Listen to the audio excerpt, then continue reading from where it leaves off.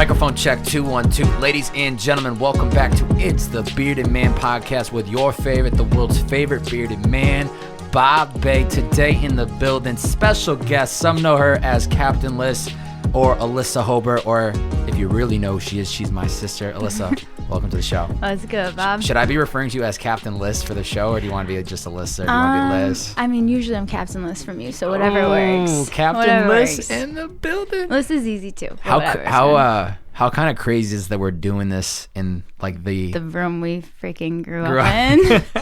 Like I'm sitting right where we have bunk beds where we were. Yeah, yours was on top, and then I remember I used to. It was like the wood, so I would put my feet above it, and I'd push you up. Yeah, and you'd be like, "Oh, stop!" And I was like, "Well, yeah, because if this like people that can't actually see this, like this room can barely fit bunk beds. Oh yeah." And your ass would be pushing from underneath, probably because I'd be screaming at you, calling you names, and you're kicking me up, and my head is literally thumping on the fucking ceiling. I remember you used to too. You would take a blanket, and I'd be like laying down, and you would like try to whip it from underneath, so like it would hit me, and I'd be like, "Are you kidding me?" Yeah, like, I don't know if I lucked out being up top or if I should have been looking for the bottom. But see, I think maybe it's because I was younger, but I could have sworn that the bottom one was the bigger size bed. Well, they were both twin beds. Were they twins? Maybe it's just because you were so young. I think I just thought I was hot shit. Like, you yo, got I'm the up top bunk. Yo, I'm above you. Yeah. Like, yo, what's good? Yeah. Yeah. So I knew yesterday when me and Mom did the podcast and I was like setting up this equipment up here, I was like, wow, the fact that we're doing this in this room, this is like bringing it way back to the roots. Crazy. So just it feels like the energy in this room is just. Like we used to be passed out on Christmas Eve, like waiting for Santa to bring us our gifts, and like Mom and Dad had to wait until they knew we were dead asleep, and we were both right up here. I don't know how we didn't get wake up from that, because I think they hid it in their room, in their closets. Yo, I used to look too. I used to go through this whole house when I was younger, but I think sometimes she left them at Grandma's house. I forget. I remember I had asked her as we gotten older, but I completely forget now. Yeah, they got good at hiding. Because don't get me wrong, I'm grateful for this house, but there's not a lot of areas you could hide. I used to in this closet too. Yeah. It doesn't go that far deep. I used to always look at the little cabinets in the back. I'm like, there's nothing there. Like, come on, Santa, is he real or not? Like, where are these damn gifts? I never found them. Me neither. That's why they couldn't have always been here. But then I did look even one day in our shed outside. Nothing. That's even a good spot. Yeah. Yeah, I don't know. Because in the winter, we're not really going. Well, we'd go out there to get like stuff for sledding. But I was like, what if they have them hidden in there and that was their gem spot? But this wasn't their first rodeo. They knew how to hide the presents. But that's the thing is like I don't know how many years it was from when I found out there was no such thing as Santa to then when I either confessed to them that I knew Santa wasn't real or they caught on. But there was definitely this limbo period of at least 2 to 3 years where I was like, Santa's not real. Yeah. Where the hell are they hiding these presents? But still like playing the game of like, yeah, I hope he brings me this. I remember I found out because it was Christmas Day. I had gotten these blue and white Heelys that I wanted so bad. And I opened it and I remember Mom saying, well, if they don't fit you, we'll just go get you a new size. And I looked at her and said, if they don't fit me, you're going to get me a new size? What, did Santa give you the receipt for them? And then she started dying laughing and she was like, okay. Yeah, I'm gonna send it back to the North Pole. Yeah, right. Yeah. And that's when she broke it. Yeah, and I was like, okay. But obviously, I had already thought. I don't even know how old I was, but I was like, because then you find out too as you get older, like, oh, Tooth Fairy isn't real, Easter Bunny isn't real, like all those things. But I used to also write. I don't know if you did, but I remember I used to write like little notes, and I'd be like, oh, is Rudolph real? Circle yes or no. So when I went down in the morning, it would be a little list of questions. Wait, you would leave that for Santa? Yeah, and it would be a little list of questions, and I would literally write circle yes or no at the top. I'd be like, is Rudolph real? And then it would circle yes, and then it'd be like something about Mrs. Claus, and like, do elves have really pointed, like, stupid random shit? So who was filling it out? Mom? Freaking Mom. Oh, wow. Of course. But then, she had the perfect, like, she has the most beautiful Disney handwriting. So I think even one was like, she had to like write a response to it. And I was like, that handwriting is a little too nice for Santa. Oh. And if Burr wrote it, you wouldn't have been able to read it. Oh, no, like chicken scratch. Yeah, that's where I got blessed with his handwriting. Yeah, same. I don't understand how we both did, because Mom's handwriting is just absolutely gorgeous. Man, that is gnarly. Yeah, it's crazy being here for the Christmas time, because it definitely brings back a lot of holiday memories. And this podcast will come out before Mom's does, but even yesterday we were talking about just like like holidays, and when Dad and I went to go see Steve Wietek the other day, and we were passing Yale Street. I said, go down Yale Street. I just want to see it real quick. And as he was taking the right, I felt like this nostalgia hit me with like, it's cold out, the snow's on the ground. I'm so used to taking that right. And then it's Chris and Chad would be there. The entire family, Hobert side of the family would be there for Christmas. And Nana's house was the best for hide and seek. 4 floors. I don't even know how many. I mean, that must have been the amount of 6 to 8 bedroom house. Could never find anyone in that house. Best for hide and seek, though. We used to destroy hide and seek in that house. I know. That was a crazy house. Absolutely beautiful. Even for as grandchildren to grow up in, but then even when I think about like what Dad and them must have been like for them to grow up, 10 kids. And then when he talks about the parties, you're you wish at those times they had like recordings of some sort, the way that they do now, because I can't even imagine the shit that they the parties they would have in that type of house, and like how it was back in the day, and like you didn't have cell phones and shit, so it's like they would call around, it would be word of mouth, like, oh, Hoberts are having a party tonight, and then before you know it, hundreds of people would show up in that house. Like, how dope it's is just that? Like when we threw parties here when they were gone. Okay. Mine were always the best and handled, controlled, but yours. I did pretty good too. I threw a couple. No, the worst one was when you couldn't even spell your name to the cop. Yeah. That was a little bad. Yeah, I was definitely a little intoxicated. We told that story yesterday on the podcast. Oh yeah. Which people will hear at some point when Moms comes out. But wow. Well, yeah, we have so much to dive into today. Yep. Opening question: how would you describe our relationship growing up? Honestly, I felt like we were always super close growing up from a very young age. I mean, you're the one that also came up with my nickname, Sissa, which all my family. Am I the originator of that? Yeah, because when you were younger, you couldn't fully say Alyssa, so you started calling me Sissa, and then that's to this day all my family calls me Sissa. But I honestly think we were super close growing up, and I was a huge tomboy because of you. I mean, like, I was into skating, I was into getting my knees all scraped up. I wasn't like you, like I definitely got my toughness and my, I could take a punch, like, but I think we were super, super fortunate to grow up close. And then I just think as like, honestly, we hit puberty, and then like you get like, your set of friends, I got my set of friends.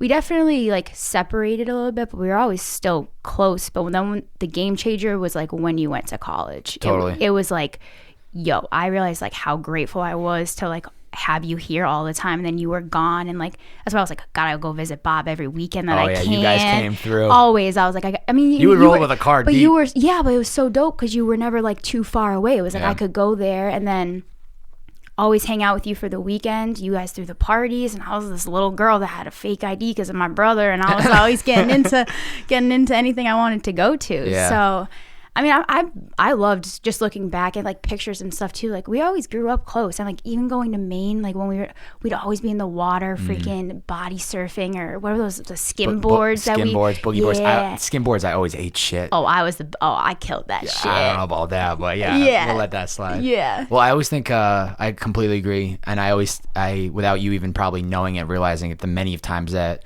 either you have come up in podcasts with guests, with other siblings, and we somehow get into that conversation, or if I've talked about it on solo podcasts, I've always like talked about, I think the game changer was when I went to college. Yeah. But I always think it like there's no reason to ever go back and redo it, but I always think it would have been even more of an interesting route had we gone to the same high school together, because 100%. in most cases with a brother and sister growing up in the same city, they're going to end up at the same high school, and especially with the 2-year difference, we would have been in the same school for those 2 years. I would have been a senior. You would have been a sophomore when I graduated. But the fact that you went to Chicopee Comp and then I went to Chicopee High, I think that's even what's interesting too. Just like we went through the same elementary, middle school, and then the real peak years of like that 14 to 18, we kind of separated and went down 2 complete different paths. Yeah, I mean, but like we would still.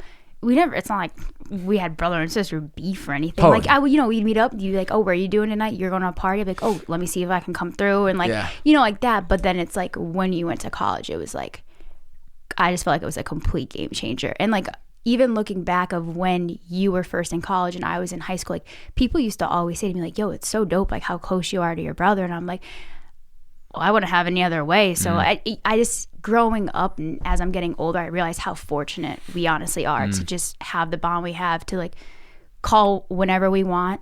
We talk about anything, no judgment, how we're feeling, if we're ups or downs. And like, I couldn't imagine any other way. Yeah, I agree. It's crazy because it's like I know people that aren't as close with their siblings.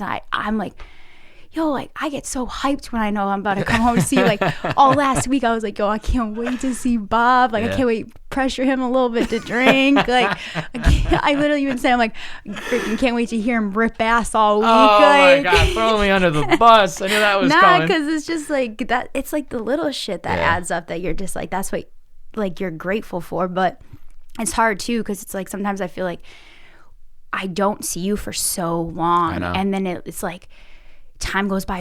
It shows you how quickly time goes by. It's 5 months. Like then I see you and it comes and it goes. This week has been going by slow, which I like, but it's like, yo, Sunday we're gone again, and then I don't even know next time I'm going to see you. I know.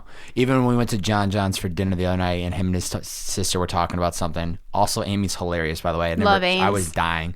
But while we were at his house for dinner, you were sailing the 7 seas, of course, with Captain in one hand.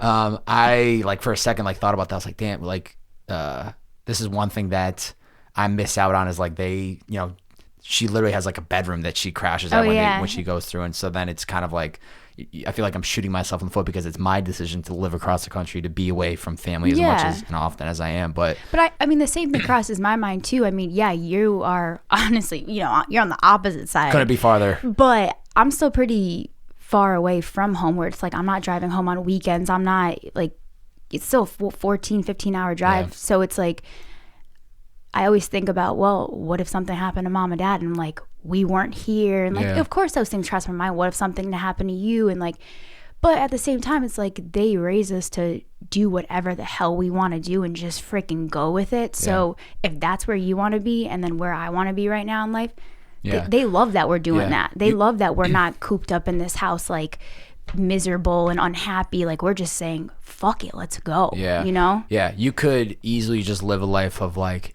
being scared to take these leaps and not do it, and then all of a sudden your whole life passes by you, and then you're like, what did I even, like, I wanted to do all these things and I never did it. Whereas it's like, I've learned the time to do it. I've learned the most about myself since I've moved out of my hometown. And like I'm completely the same person in many ways, but I'm also completely different. And like obviously you hope that for everyone as they get older, like change your good ways, change your bad ways, you find good ways, and like with whatever you're dealing with. But I'm not at all the same person that I used to be. Yeah, we're definitely going to get to the Charleston thing. I want to hit on a couple things leading up to that move to Charleston, and we'll get to that. But there's so much I want to cover. Hit me. I guess when I went, just to stay kind of on topic of where we just were, when I left for college, was there, what was that like for you, just being, obviously mom and dad were used to growing up with both of us here, and so they kind of have to split the attention of like making sure Alyssa's good, then making sure I'm good, but then I leave and now you're just like this center focus of like, they're going to put all of their time and energy and probably ask you a million more questions. So like, how was that with me leaving? Well, first off, I was like, well, I'm taking the room over in the basement. Yeah. So I had like I had like a mini apartment. Up. Yeah. I was like, cause I knew like, honestly, like I was like, I want to go to a community college. I just don't know what I want to do yet. Like, what am I going to do? I'm going to stay home. I'm going to go to community college, but I need more space than being across from my parents' bedroom. So took over the basement. And I think it's just like it was just like more like little things where it's like every time you leave the house, they're like, and they only say because they care. It's not like they are not nosy, but they're just like, oh, like, where are you going? Who are you going to be hanging out with? Like the million questions that come along with everything. And it's like, listen, I'm just trying to leave the house. I'll be back. I'll be back when I'm back. Like I promise I'll be safe. I'll text you if I need to drive home, like anything like that. But I mean, I wouldn't say it was crazy different from when you were here. It was just like an adjustment for me to be like, damn, Bob's not just like up in his room anymore. And like, I can't just like go up there and just hang out and like talk to you. And Yeah. But it wasn't like a crazy adjustment that I look back at. I'm like, well, that sucked. Yeah. You know, it wasn't anything. Just got more Bird coming down telling me like, Sissy, you need water, you need snacks, you need that. He just loves talking, and I'm like, Bird, I'm hungover as shit. I just want to be by myself in my cave is what they call it, my little cave downstairs. Yeah, freaking blacked out. Yep, always. Yeah, you also got lucky because I went through a lot, and we talked about this at John's the other night. I went, and he talked about this having to go through for him, and then his sister being totally fine, but like, I had to go through a lot of hurdles for the first of like I think of like when I started driving with teenagers, that was like a big step for obviously mom and dad. Like your children are now driving with other kids that have barely just got their license. Scary. So I went through all these hoops and like freaking questions out the yin yang, and then like you come up of age and you're like for the first time getting picked up by a friend, like, oh okay, like. Yeah. Drive safe. Have a good night. I think it balanced out though, because I think that I definitely gave mom and dad, or definitely mom, more of a run for her money in what ways? You did. Just, I don't know if it's a girl thing, but just like teenage years, and you're growing up, you're just trying to figure yourself out, become a young woman, and like partying. Like I just didn't give a fuck. I was just like, I'm gonna do what I want when I want. Oh, you definitely did not give a damn. I didn't. I was just like, I'm gonna just go with my own fucking flow, and I'm Gucci. Like I don't give a shit. And mom, yeah, bless mom's soul for. Oh, you definitely gave them a run for their money. I did. What do you think has been one of the biggest lessons that you've learned from being raised in Chicopee? How do you think growing up in the city helps shape you into who you are? We talked about this the other day, but I love growing up with the diversity, 100%. I mean, like, even just living down south now, it's a huge adjustment for the way you see things, you know, run and how people are and interact and stuff. But like, I think it like just well-rounded and molded us to be like never to view or look at anyone any differently. Like, there's some people white privilege, in my opinion, is 100% a thing. Anyone that thinks it's not, you're a fucking idiot.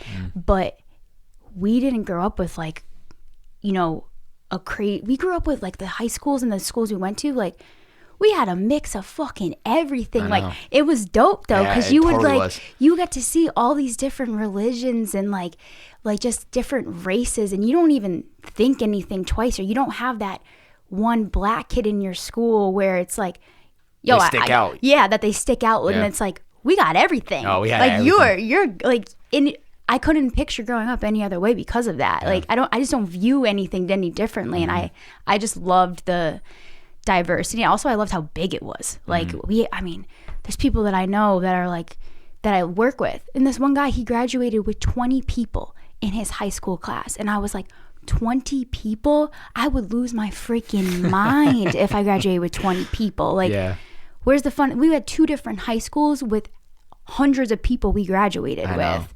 You could even argue there was, you also had Chicopee Academy. And you had the Academy. And you had Hoyle Catholic. Yep. And then you had, those are the 4 schools itself, but that was the size of Chicopee. And now I agree with the diversity. I love that. That was such, I didn't have gratitude and appreciation for that until I went to college, and then I started going to went to college with kids that grew up with only similar of them, whereas like went to high school with all of the same of them. So that's when I grew to appreciate it. But then even just looking back on it as I got older and it moved away from Chicopee, just how big it was, and like how many different pockets, and how much like I always looked at Burnett Road as like the riches, the nice ass houses with like the great like the B-Town boys. The B-Town boys, yeah. Like just everything about them was like everything about that neighborhood was like great. And then you had like the projects in Chicopee, and then you had like where we grew up, which is like right in the middle class. Like, so I always loved that too. Is like at a small scale, you could see like completely different ways of living. Yeah. And then it kind of opened your eyes to like, okay, well, not everybody is lucky enough to grow up in a house, like with a backyard and a front yard at the end of a street like we did, and not everybody has a safe neighborhood they can ride around their bike, or so I think that also was like just a big aha moment. Like, damn, like this was a fire ass city to actually grow up in. I wouldn't pick any other city around us to grow up in besides Chicopee. I think it's the perfect mix of everything that is surrounding us. Like, you know, like either South Hadley and Granby and it's so different. But like Chicopee just has the mix of everything. Yeah. And honestly, like that's fucking dope. Yeah. I couldn't imagine not growing up and being Chica trash for the rest of my life. I wear it with pride. Anytime I do. I can't help it. I'm like, I'm Chica trash. I feel so bad for the people that look at this place and like I think it's because they've never had a chance and opportunity to leave the city and grow that appreciation. Because if you stick around the same stomping grounds that you've grown up in all of your life, you're never going to be able to step outside and see it from a different angle. But there's so many people that still, I don't hear it often because I don't really talk to a lot of people that grew up here, but anytime that I have talked to people, they're like, you can hear like they don't appreciate the city. And it's always, to me, it's because they never had a chance to get out, to leave and then be able to like realize how reflect on it and then get exposed to other places of how it is versus growing up here. But I mean, without a doubt, there's literally no other place in this world that I could have ever asked to grow up in. 100%. So when I don't know if you're in conversations with people, but I'm sure this comes up at some point in time, but how do you describe being raised by Bird and Karen if it comes up in conversation with somebody? Oh my God. Unique. I think that's the best, like, just unique. Like, oh my God, they are just two peas in a freaking pod. I mean, anyone that knows Bird. Yeah. You'll never find another man like that in this lifetime. I mean, you're definitely a mini Bird when it comes to like, oh my God, like your corny jokes and like you are so much like him. You have no idea. Oh, I know. Which is dope. I mean, that's amazing. It's a beautiful thing. But Bird, he's one of a kind. You'll never find another Bird Hobert in this life. And then Mom, she's hands down the heart and soul of the family. I think that they've just gone above and beyond to here, obviously they spoiled us growing up as much as they could, but like just teaching us morals, respect, do whatever the hell you want to do. Bird always says, one thing I can never ask of you is just follow your heart. Wherever it takes you, just follow your heart. And I don't know. I think I couldn't imagine this life without them. I mean, they're just the best too, and they're so like laid back. I mean, I never worried like growing up to like having strict parents where like my friends always felt so comfortable in this household. They always were like, you have the best parents. Like, and I was like, but your ass I do. Like, what do you mean? Like, of course I do. Like, they're they're freaking amazing. Yeah. So I mean, you just gotta love them. I know that was one of the big things that I touched on with Mom was like just how supportive they were of us, of like doing whatever the hell we wanted to do, but also like it was such a good balance of like you have a house with a roof over your head. There's always food in the on the table. If you want to try something new, different sport, they always were there to support us and do that. I mean, Bird was literally our coaches for different sports growing up. But then also they like, they provided where it's like, if you need new clothes for the school year, shoes, but then it got to the point where it's like, here's what you got everything you need, but if you want more, you got to go start working, you got to start making money. So it was like that perfect balance of like really being fortunate enough to have everything you could ever ask for as a kid. I also love that, like, now that I look back, like I said, I was 100% a tomboy. Mom never tried to like force me into girly girl clothes or like you have to do your hair like this or get into makeup or like things like that. She never told me what to wear or what I could and couldn't wear. She was like, what do you want? I wanted to go to the mall. I see what you're getting in guy section and Tony Hawk shirts. I want Tony Hawk shorts. I never even thought of this. Oh yeah, Bob, are you kidding me? Looking back at like, I used to wear the hat backs just like you. I used to just do the pigtail, like the French braid pigtails, and I just used to wear baggy ass clothes with my etnies and my DCs. Like I wanted to be Bob Hobert. Like I was like, but like that's what I also love about Mom, because I look back now and I'm like, she never tried to change me or like tell me like what I was into I couldn't do, which I feel like some parents are like, no, I'm not gonna buy this for you, I'm not gonna do this for you, but like no, she was like, you want that Sky clothing? Sure, I'm gonna get it for you. You want that Tony Hawk shirt and those etnies? shoes and those DC shoes that are in the boys section, I'm gonna get them for you. Yeah, she didn't try to mold you into the daughter that she wanted you to become. She allowed you to become the person you wanted to be. Whoever I wanted to be. And that's part of growing up too. It's like you go through so many different phases when you're still today trying to figure yourself out, trying to be the best you can be, knowing it's a continuous journey that you have to like continue going for. But she never tried to change me in any way. And I respect her, because I look back at pictures and I'm like, Mom, what the fuck was I thinking? Like, always had the Red Sox hat backwards. I can think of those pictures. Always. Like, I couldn't go anywhere without that freaking Red Sox hat. The one picture I can think of is when we did the tour of Fenway Park, and we all were wearing, I think, the green Fenway t-shirt. Oh, yeah, and I think you had the hat backwards at that point. Always. No matter what, always had to have the hat backwards. So what was after the tomboy phase? Because I was talking to on the podcast with Mom, and I went from like, I went through so many phases. I went through like the Hot Topic goth phase, all black. I had like those rubber bands, and then I went through Aeropostale and American Eagle, the prep phase. Yeah, well, I think of before like Hollister and the Abercrombie and Aeropostale phase was definitely the like skateboarding phase that we had, where like we were always outside skateboarding. And when we went to Tony Hawk's Boom Boom Huck Jam, classic. Oh, that was legendary. Absolutely legendary. But then I think after that kind of came the whole Aeropostale, then Hollister, then Abercrombie, and then after that, I think it was Polo. I think Polo came into play, and then then from there, I think after that, that's when I was in high school, and then I just kind of started coming up with trying to figure out like my own style of what I liked. But I think it's always been baggy clothes. I freaking love baggy clothes. You like having room to breathe. 100%. Yeah, because even now you have great style, but you're not like trying to dress to the nines even pre-COVID. Like you wear stuff that's comfortable. It's not like super flashy. It's not like there's sometimes I see people that like gotta have the 10-inch heels and like my goal is always simple, cute, but sexy. Simple, because cute, I don't need to be out here overdoing anything, and I don't need to be wearing all these tight ass clothes that I don't want to be in. I can just be comfy, but be so simple. Go to Goodwill. I go find so much shit at Goodwill, like this flannel right now. Shit's heat. Guess what? $2 fucking bucks. Like, come on.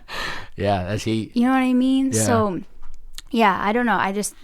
Baggy clothes is the way to go. Anyone that tells you differently. What do you think and something you had said earlier, and I think you had talked about how like we were so fortunate to grow up, and I had called you a couple weeks ago, and I told you I was looking for woman advice, and I said, man, it's such a cheat code having a sister, a younger sister, because I can just like pick your brain and like I'm like, get my advice. Everyone's got to be thinking the same way she thinks, or like at least I got some like up, so I feel like I'm lucky to have that. But well, it's also finding girls with the same mindset as me that would have that type of totally, because then you got your fair share of crazies out there. Totally.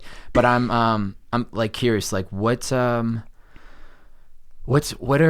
some of the biggest struggles for when a woman's growing up? Because it's different than a male. Like we go through different phases. Super random, but one that I realized like in high school. So I loved playing sports growing up. Loved soccer, but as I got into high school, I noticed that like my confidence, like I don't know, it's just like you're trying to figure yourself out, but my confidence was so low. Where when I was on the soccer field, so you know how on like not freaking arenas, but like the fields and with the stands on the side, I would always want to play defense on the opposite side where the crowd wasn't at, because I didn't like people looking at me and being the main center of attention. I know it's something so small and stupid, but I realized as I started playing soccer in high school, I would like get myself worked up. Like, I don't want to be on this side because everyone's going to see me. And then like I was just like self-conscious, and like in my uniform, like I had a little more weight on me, like just like things like that. But I think in general, it's a and I give so much credit to women if you don't feel this way, but it's a constant struggle of like being comfortable in your skin, having the utmost confidence. And I go through phases. Like I could be good for a couple weeks, a couple of days where I'm confident, I feel good. And then it's like, what the hell is happening? Like I don't feel comfortable in my skin. I fluctuate so much in my freaking weight. I honestly haven't gotten, I do my own eyebrows. I haven't got my eyebrows done in 4 years because I don't care to like go get them done and look my best everywhere I go. So I think it's just a constant growth thing. Like I have a lot of confidence, but then there's your times where it's like you don't have it. You feel gross. You feel like everywhere you go to, you know, everyone is always going to look at you, look at her ass the minute you walk by a table. And it's, our eyes all do it, you know, like you're at a restaurant, see a girl walk by with a fat ass. I say it to Nick all the time, look at her fat ass. Like, that's a nice ass. Like, I got no shame in pointing out good features on a woman, but when I sit there sometimes and I overthink, like, yo, this is how everyone like always looks at me. Like whenever I go anywhere, like they're always and I think that's also why like I'm so much more confident in baggy clothes. Like I feel like I just feel you're floating. And I feel like me. Like I don't feel like I have to have. Because people can't judge you of your features because they can't even like they make look at out this your face full form. And these nice ass teeth, and they're like, damn. And this obviously the blue eyes too. Yeah, we both got blessed with the blue eyes, but you got hooked up with the teeth. I got my little fucking gap in between, looking like that's all right. Looking like SpongeBob. It makes you you. Yeah, it makes me you. Blah blah blah blah. Yeah.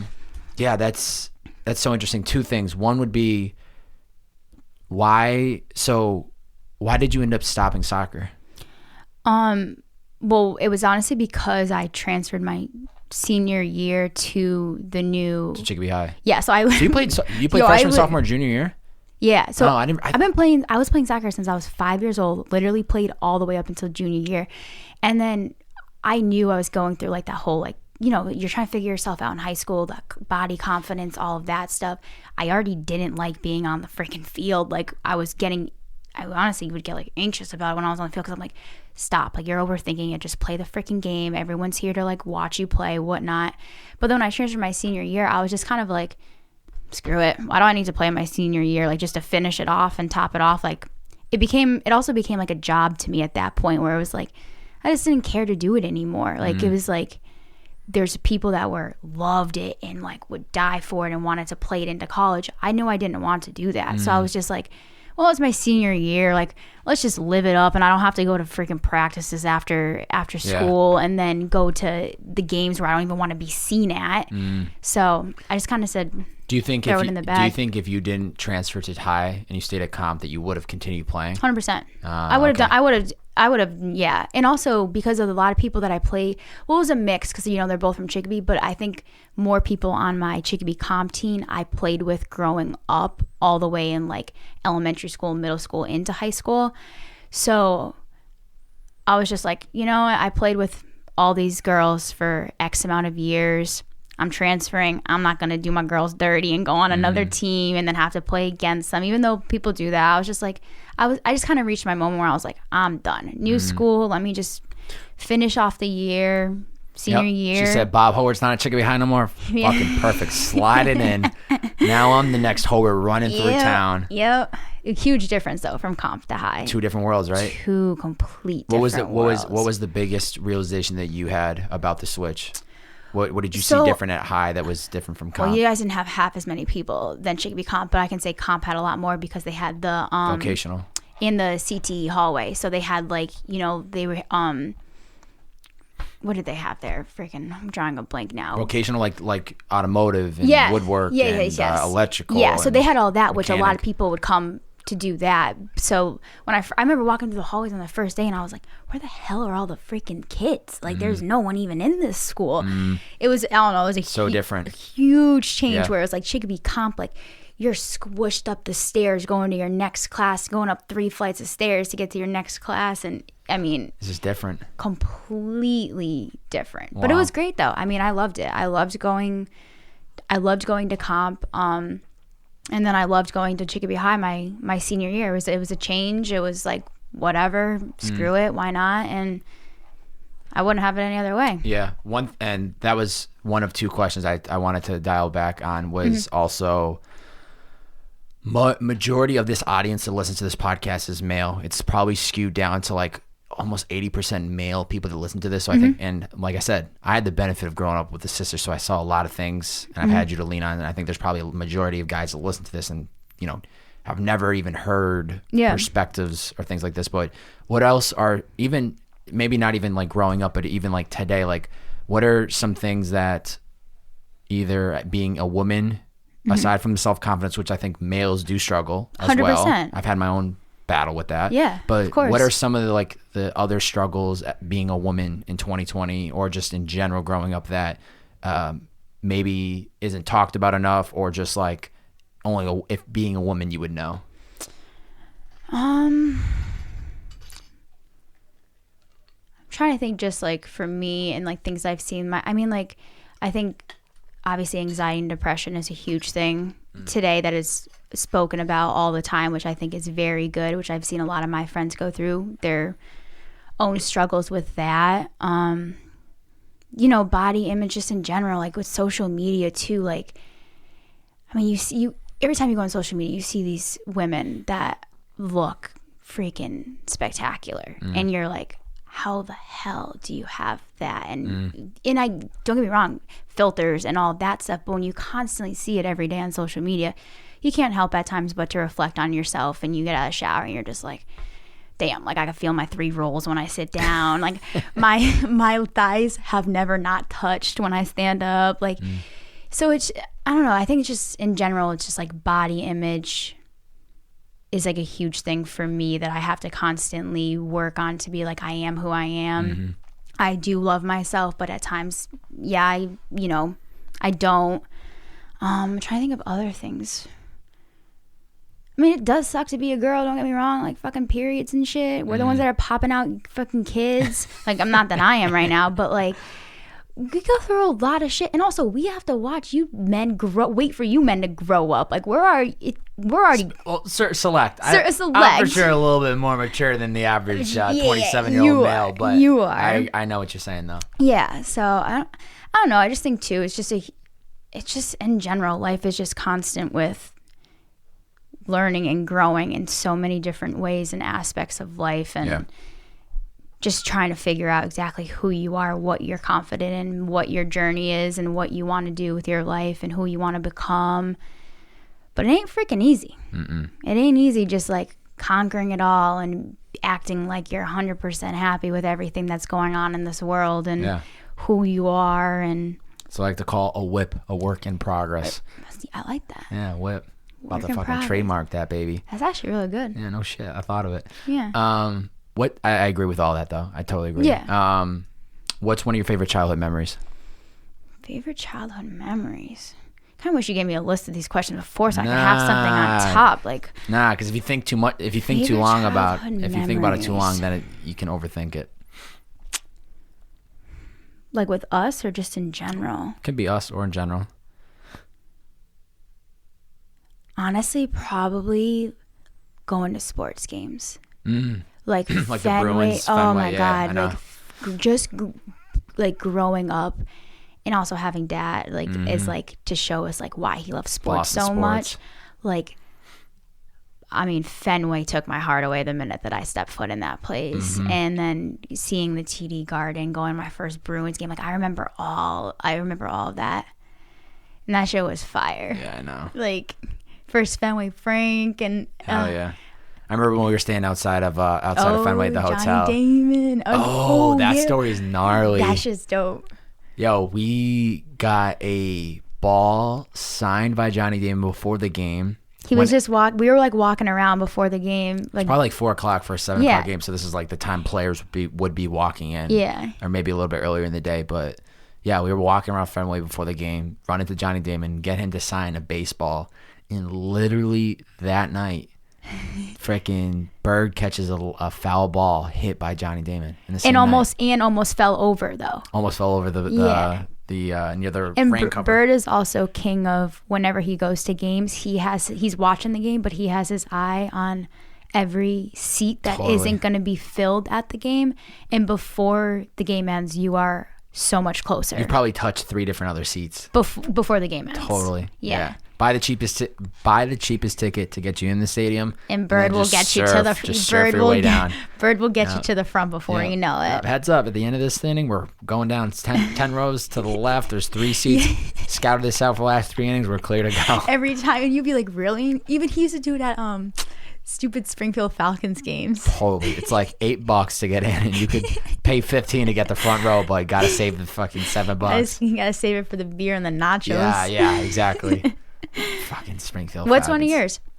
Favorite memories? My mom asked me that question yesterday. Well, then you don't have to answer it. No, the pod will come out. It'll be probably like 6 weeks in between of them coming out, so it won't even be that fresh. I said just like in general, all of like the holidays that we'd spend with family, or then like we even got into like going to Wells Beach and stuff like that. Yeah. The family vacations were always dope. So family, like staying with Ellie in Cape Cod or anything like that. But I think just in general, like the family holidays were Christmas time, we'd be spending with majority of the Hoberts or just like things like that. I think in general, bunch of gems. Yeah, bunch of gems. So you talked about high school, senior year, you're living it up. You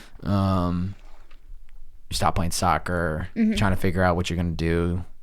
Still No shame. You spend 2 years going to Holyoke Community College, or as the locals know it, Hobert Community College. That's what I tell people. And then still just like trying to figure out what you want to do with your life, unsure. There's an opportunity for you to move down to South Carolina, to Charleston.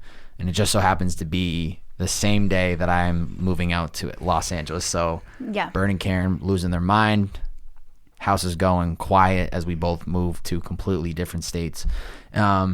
Talk about how important that move has been for your life, and what were some of the biggest challenges, or did anything scare you about taking that leap moving, or did it just feel like I got to do this? I definitely feel like I just got to do it. I was at a really bad mental state after I did 2 years at a community college. I was just like so down on myself. I was extremely depressed. I felt just trapped, and like all I was doing was drinking. Like I didn't care about anything else besides going out, getting fucked up, and waking up blackout still. And like it gets to the point where you have to like reflect on that, and you're like, what the hell am I doing? Like I'm miserable, drinking over like half a handle of Captain a night by myself sometimes, like just crying my eyes out afterward. Just it's like it's easy, not easy, but somewhat easy for me to say now because it feels like it was so long ago.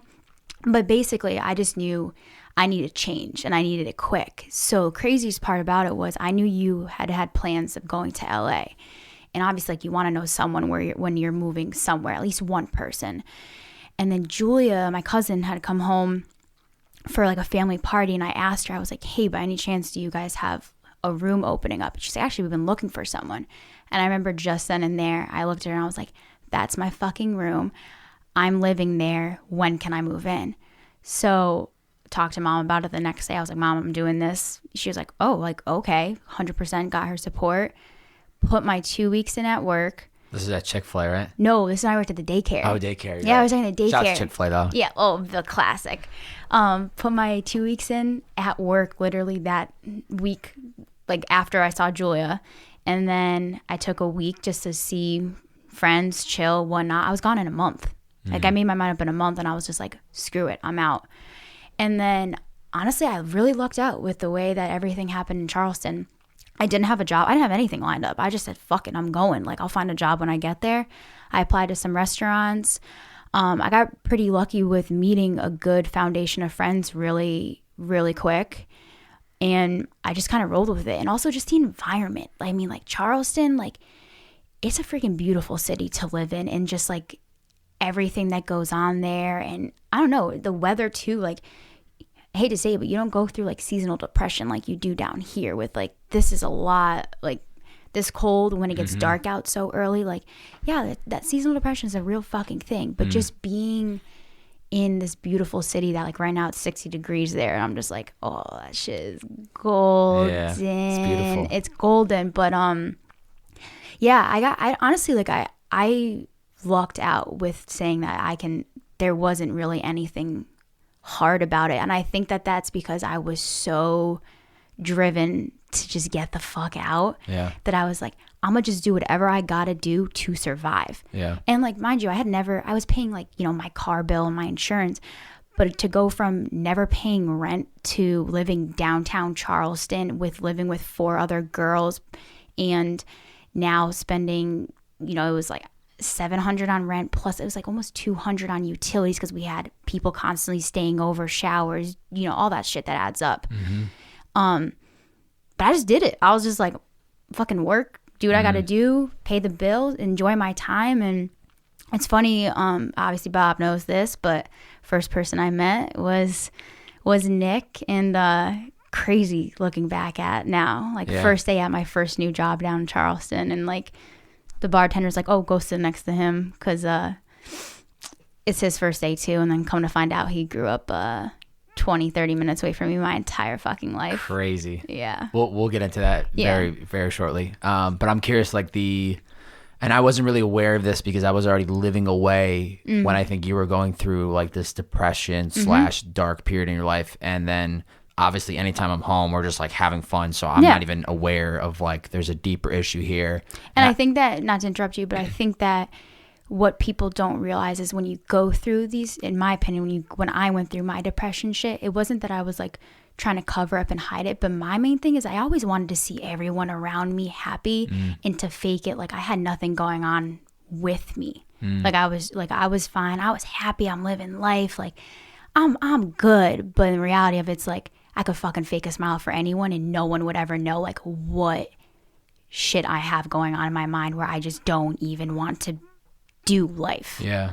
So what were some of the biggest reasoning for why you were in this position? What was going through your mind? I think it was like just like also loss of people around Chicopee, like losing like Kyle Chapp, and like just seeing how quickly life can just be taken for granted. And also when I was in high school, it was back to back with 5 or 6 people where it was a couple suicides. Someone in my grade got shot. Someone got in a car accident and got killed, and then it was Kyle, and I was close with a few others of those, but then Kyle to me was kind of just like the icing on the cake, because I was like, this genuine soul that literally just did nothing but show love to anyone in this freaking life got taken from us. And it just put me in a, like, it just didn't make sense to me. I literally couldn't come to grasp with, like, how does this happen? It doesn't make any sense. So I think that kind of started my just questioning of a lot. And then, you know, you lose friends that you've had for years. I think I just lost myself for a while. I just didn't know who I was. I just was like, fuck it, send it, whatever. And it's just because I just had a lot of shit going on in my mind. I didn't know how to express to anyone, that I just was like, okay, let's use alcohol to get me not to feel what I'm feeling. But on top of it, it just makes it worse. It just makes you miserable. It doesn't help in any which way, because at the end of the night, I'm laying in my bed bawling my eyes out. Like, that's not doing anything for me. I just felt extremely stuck. And my best friend Carol, she's the main person that I would talk to about it. She's just, and it's so crazy because it's like we grew up in going to middle school and high school together, but I knew of her, but we didn't even get close till after high school into college. And she was one person that I would explain, that I would talk to, and she was just always there for me. And I wouldn't even go into detail about a lot. I would just kind of hint things or say little things that like I'd be upset about, and I didn't want to talk about things to the extent. And like, she would just be upfront and honest with her advice, and I would reflect on it, and I would just be like, okay, like, she's a good fucking friend. And then I told her about the whole Charleston thing, and then she was like, go for it, bitch. And now she's fucking living with me in Charleston, crazy. South Carolina. Isn't that crazy how that worked out? Yeah. But I don't know. Like I said, I think it's easy, not easy, but somewhat easy to talk to about now. But just looking back on how down I was on myself, and just like regrets to certain things, or you just overthink a lot. It's just, your mind can fuck you up really bad. Yeah. And it didn't. It fucked me up. Yeah.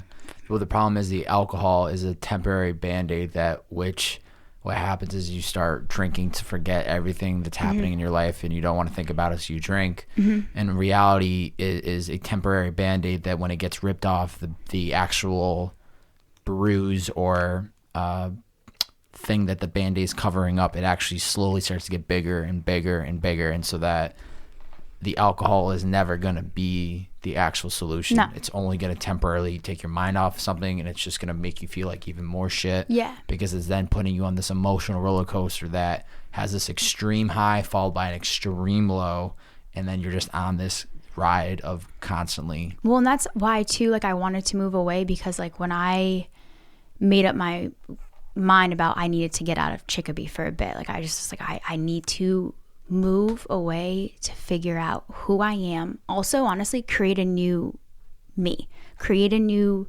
person where I am meeting all these new people. I'm still the same me. I'm just figuring myself out in a different way. And I was just like, I need to get out of here. I need change. I just want to go to a new city, meet new people, grow new friendships, grow a new foundation of a life, and just start fresh where nothing that I felt is coming with me. Yeah. And like, I mean, it's crazy, but just like, I still remember like the first like week in Charleston, and like I felt like I just was like, a huge weight was just lifted off my shoulder, where I felt like I was fucking free.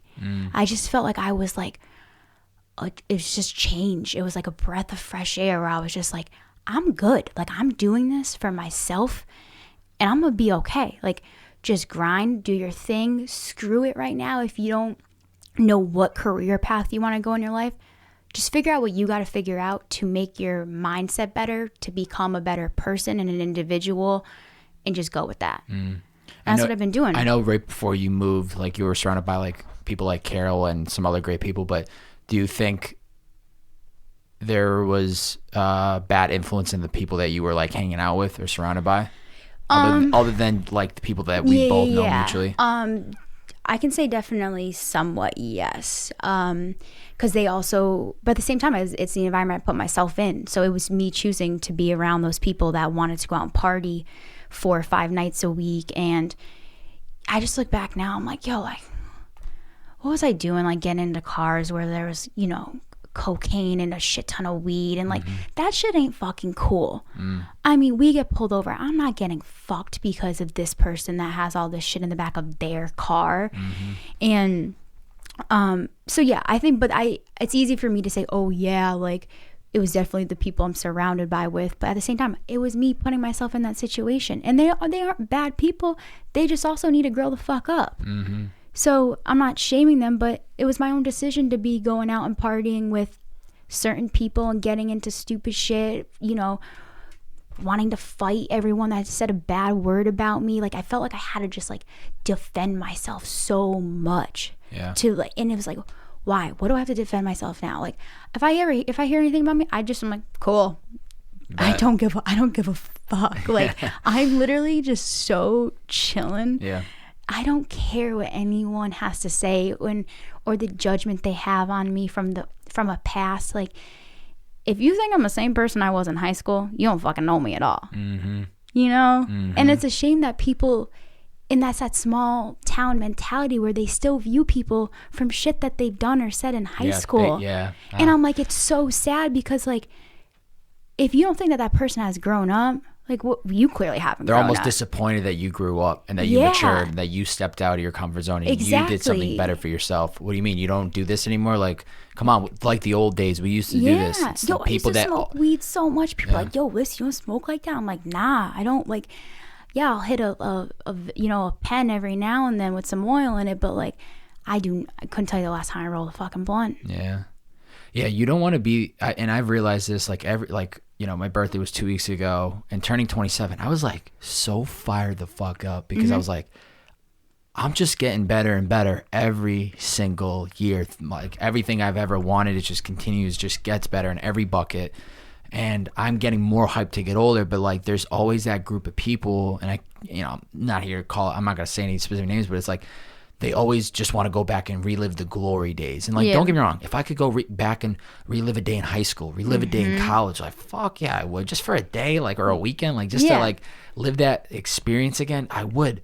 But I think there really is a large portion of people that will grow up and just genuinely wish and relive those moments and want to be around those same crowds of people. It's like, what? I'm like if that's your prime, I'm getting more fired up about the future and about where I'm at right now and where I'm going. So it's like that I think is almost an indicator of like, am I like actually on the right path, or am I still caught up thinking about all the old shit we used to do. And it goes, it's good, reflect, sit around by the bonfire and reflect on the glory days. But like, if you're not pumped about the direction of where you're going when you wake up and what you're working on, it's like something has to change. 100% would never go back to high school. There's no fucking need to. Like, you live that moment for a reason, but take that for what it is, appreciate the memories. And if you don't love where you're at now, do what you need to do to fix it so you do love it. Because looking back, and I mean, there's a little slap in the face for some people, but I was going to say it. But say it. I freaking see people, or these guys that I went to high school with, posting of when they were playing baseball and when they were playing football. And it's like constant. And it's like, why you always have to post like you in your jersey when you were playing football in high school? If that was your prime fucking time, that's sad, and make now your prime fucking time. Mm-hmm. It's just like, yo, I respect the memory, but you don't need to post one every fucking week. You know what I mean? Get it. Like, I get it. But let me tell you, I'm 2 years older than you, which doesn't seem like a lot, but like now it's like, okay, we've been out of high school for 8+ years. Like, or even like college, like this is 4+ years ago. Like, I had somebody text me on my birthday and use like a joke from college about this girl that he used to mess around with, and in my mind I was like, this is so old. This is 4 years ago. Like, it wasn't. It wasn't. It's one thing to joke, I get it, but like it just was like this is such a force. Like, you're still joking about this shit, bro. Like, come on. Let's marinate. Let's grow up. Also, something super random, but what I've definitely also noticed from moving away is who the fuck my real friends are. Mm-hmm. I mean, man, dude, the people that I would party with and like see every weekend, I moved away, nothing. And listen, I know phone works both ways, and I've reached out to meet people multiple times. And even today, there's some people that I don't even, like, there's been no beef or nothing. And it's like, I'll reach out to someone, and I don't even get a text back. I'm like, okay, well, I'm good with that. Wow. You know, and it's like, because sometimes, like, people cross my mind, and I'm like, you think about someone, and you're like, you know, let me just send a random text saying, hope you're doing good, whatnot. You know, it's just something small and simple. And I don't know, I just definitely realized that, like, with moving away, I definitely learned who my real friends are. And I'll tell you right now, that circle is hella fucking small, and I wouldn't have it any other way, because I have grown so many more well-rounded friends since I've met people in Charleston that are so much more like me and have the same mindset or mentality of me, that I'm like, damn, like, this shit's dope. Yeah. Like, I love it. I mean, when I think back to like 2012 through 2016, there was a lot of people that were in my life solely because of alcohol or partying. Absolutely. But if you removed that party scene and going out and alcohol, you got nothing. There's nothing to talk about. Nope. There was no similarities, different mindsets. Like, I did not know what I was doing with my life. I was still trying to figure it out. But like, the only thing that was in commonality was like, we're here today, tonight, at the beach, at this person's crib, whatever, to drink and have a good time, which was like cool in the moment. Yeah. But looking back, it's like, if I removed the booze, we wouldn't have been in the same room. We wouldn't have like been hanging out together. Yeah. No regrets. Helped me get to where I'm today. But you just realize, like, who are your real friends? Like, even like we were talking about, every time I come back to Massachusetts, that circle gets smaller and smaller, to the fact of like, I'll probably see genuinely 5 to 6 friends while I'm back. Yeah. It's no disrespect. Doesn't mean I don't love the people that are in this city, but it's like, if we haven't communicated even through text or anything in the last 6+ months, I'm not going to go out of my way to hit somebody up just to see them, to check off the box, to be like, I got to go see this person.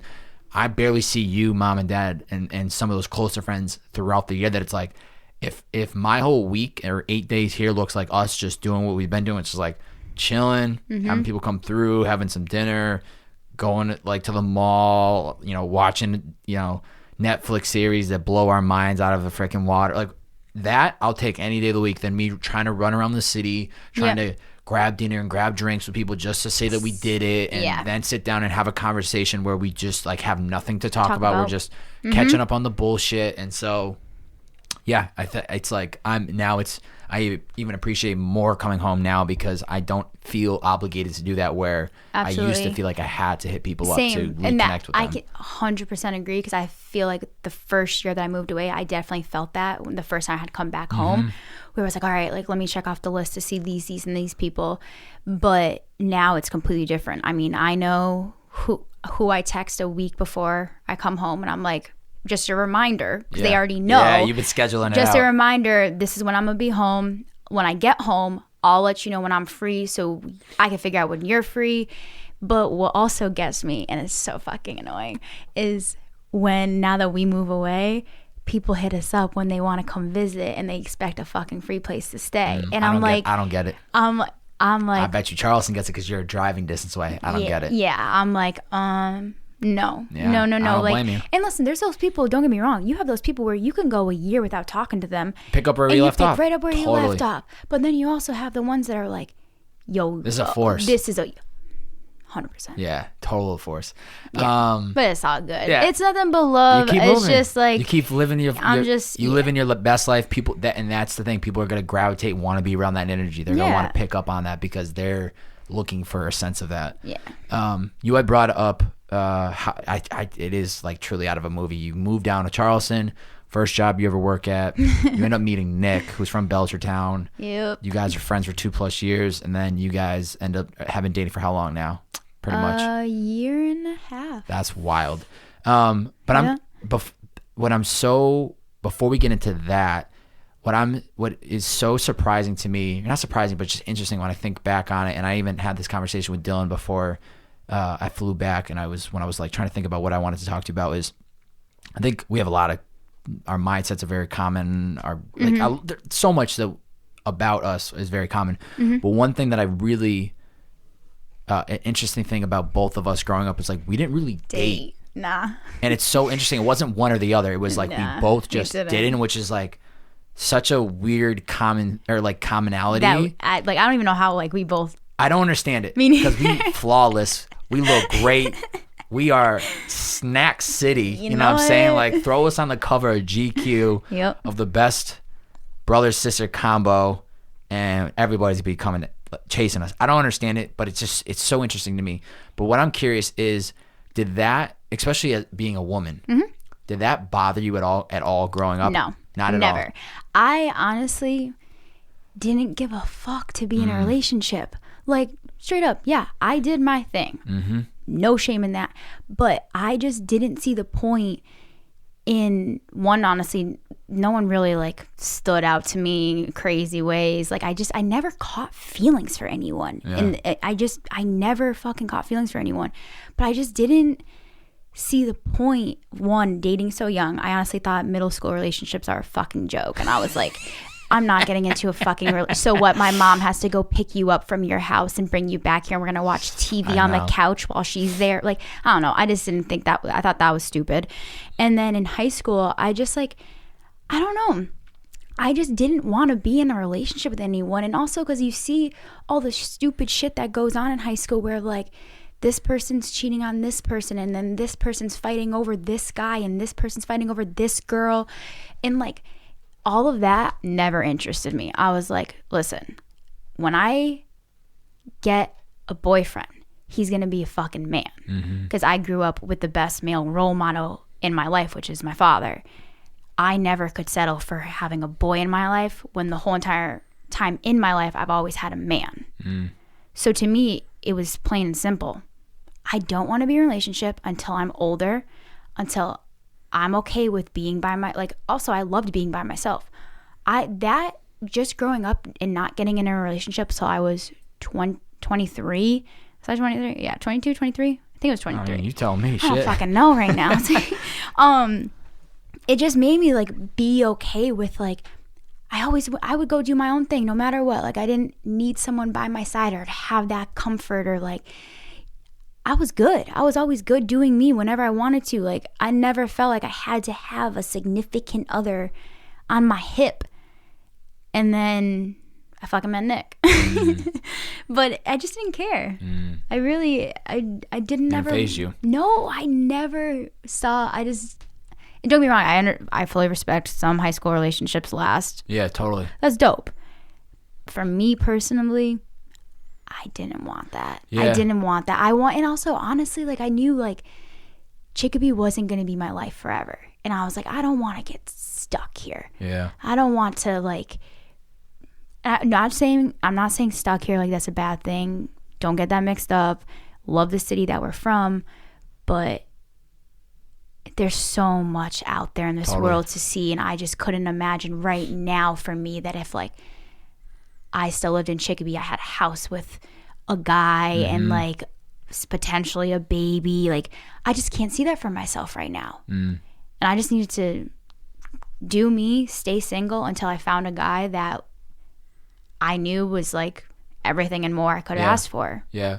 You know, it's really good to hear because it's obvious that it was more of a decision on your part of, like, I'm not really needing this. We'll have some fun with 100% guys that I'm attracted to, whatever. But, like, it's never going to be something official. But it's interesting because that could easily be for somebody else in a similar situation. Maybe they didn't decide that.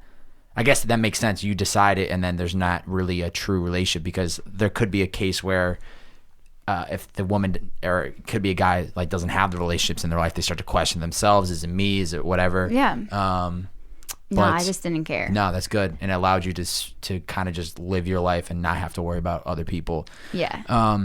So then talk about how it's so unique because I actually distinctively remember the day that you texted me saying, I got to tell you something. I was still fucking slaying them Uber streets. I was in downtown. I could, if you show me a map of LA, I remember where exactly I was. It's like weird moments in your life where you just like never forget it. And I was like, I can never forget this fucking thing. I get a text from you. I got to tell you something. I don't even think you led with this. I think you just went fucking full bomb throw. Actually, I think you texted saying, hey, I got to talk to you about something. And I said, fire away. And I pull over the car. I'm like, here we go. And then you said, yo, me and Nick kind of hooked up last night, blah, blah, blah, whatever. Or maybe it was like it wasn't last night. It was like we've been kind of like talking, whatever. But it's interesting because I met Nick when I went to Charleston for the parents' 30th wedding anniversary. So I met him as just a friend, which was like best case scenario. So I was meeting this guy just as like, oh, this is our friend, great guy. I was a fan. He's a shitbird too. So yeah. And then so you text me and it literally when I got the text and I read it, there was not a single hesitation of like got to be the big brother, got to step in, like got to like. There wasn't a thought in my mind or question of like, this can't happen, this shouldn't happen. It was like, great, like this makes sense. Which is what you just said is what everyone says. That it's great. Like, makes sense. But talk to me about more. I guess ultimately, first off, it goes from like friend for 2 years, and then you guys became a thing. Yeah. But then also just to how much, like what that has brought into your life. Oh, it's literally perfect combination. So yeah, he's the first person I met in Charleston. Just so happened, obviously grew up 20-30 minutes away from me my entire life here. And we instantly had that bond because we're like, yo, the first person we both meet is from Massachusetts and we're living in South Carolina now, and we like grew up right next to each other. And you're working at a Boston bar together in Charleston. What was the name of the bar? It was Beer Works. Still open? Yeah. Is it a Boston bar or is it just a sports bar? It's a sports bar, but it's technically a Boston bar because they have like some of the Red Sox stuff up and all this stuff. And the owner of it is a huge Sox fan. But so just from there, honestly, we started just slowly like grabbing drinks together. Like after work, we'd have a drink, or two or whatnot. Then we started hanging out, going on beach trips together, and just like growing a complete friendship within the 2 years we were there. And honestly, he's the one that told me his feelings first, and I was like, nah, Nick, that you just lust me, you don't love me. And that's something we always talk about today. He's like, you fucking always say I lusted you, but I loved you. And I was like, nah. And that's so funny though, because that night I went over to his place and we like watched a show together, and kept trying to get like closer to me. I was like, yo, like I don't fucking want to cuddle, yo, like I'm chilling. And then he really like said he's gonna kill me for saying all this. Let it fly, and baby. then I was like, Nick, like you don't love me. You just lust me. It's the thought of me. And he was like, how are you going to tell me how I feel, Liz? And I was literally like, I'm going to go. So I like go to walk out the door, and he's like out the door. He's like, Liz. And I was just like, yo, I'm gonna go. And I remember he asked me like for a kiss, and I was like, I'll see you later. And you left? Oh my! I was a heartless bitch. Oh my God, I was a heartless bitch. And then that's a hard follow up. Yeah, and then how long into the friendship is this? Is this like right when things started to change? Oh, this was like shortly before things started to change. Because then we was just like, like usual. She said, "I'ma go." Yo, I'm sorry. And yeah, so we obviously, like usual, we're always hanging out and whatnot.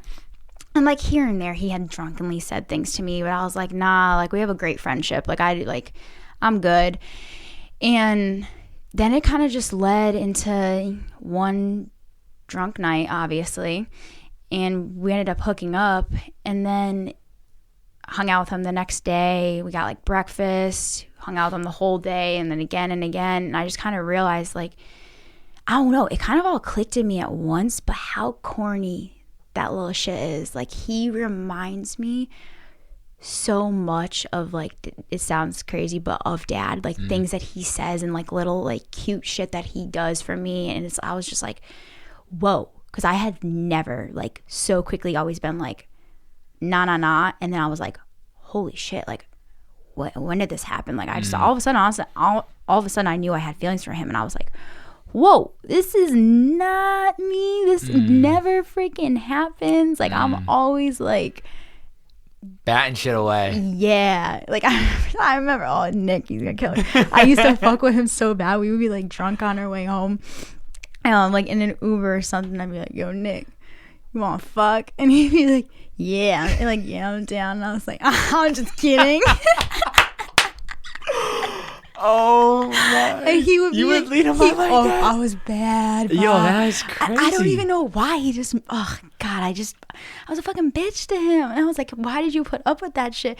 And he'd always be like, why do you always do this shit to me? I'd be like, I don't know, man. It's just too easy. Like, I just, I know. Good for him. He's for so sticking it out. He's so precious. So yeah, I don't know. Like, we had our. How long would you say? I'm just so curious. Like, how long was that period of like him like kind of putting in the effort, and you just like nah.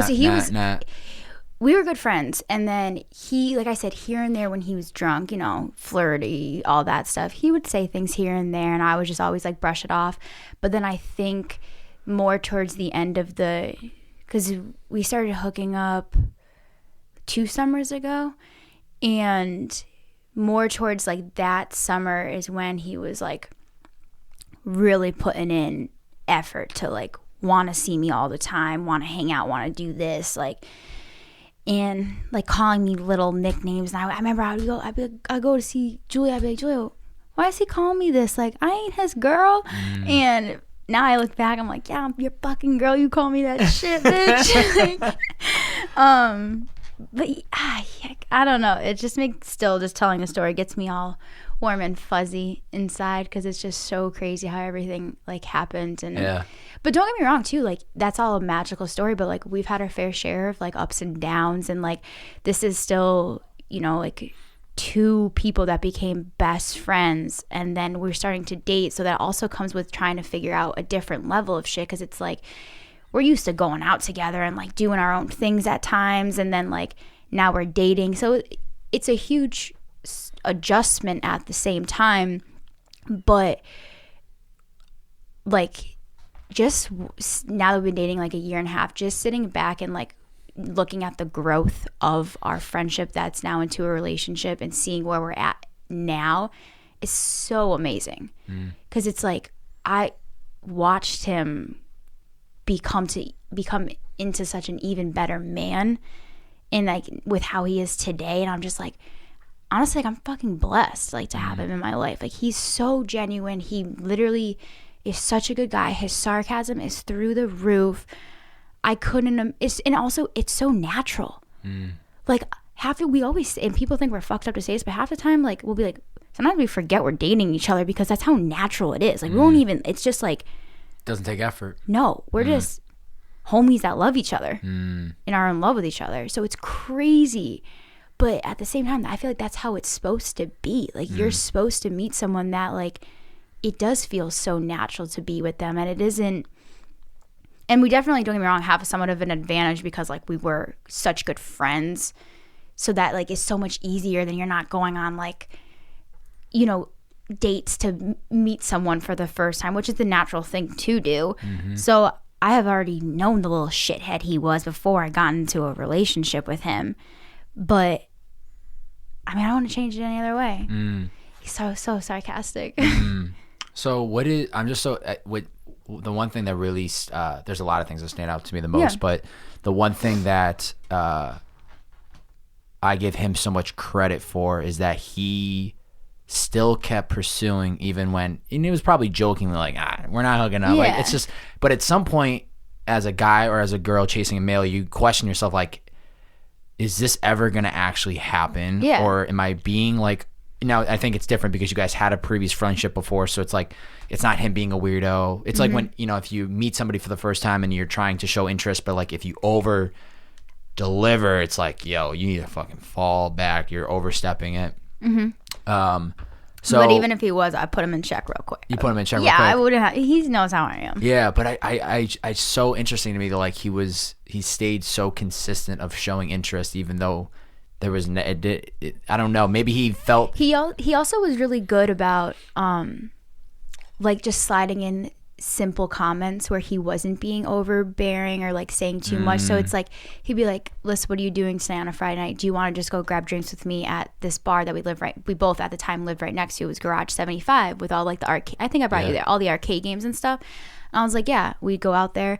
And he just, simple comments like, you look beautiful tonight, or like I even just remember like when we would go to those things too, and we would have like these really deep heart-to-hearts about life and stuff, and he would just sit there honestly so intrigued and just listening to the things that I said to like understand my mindset of the way that I am.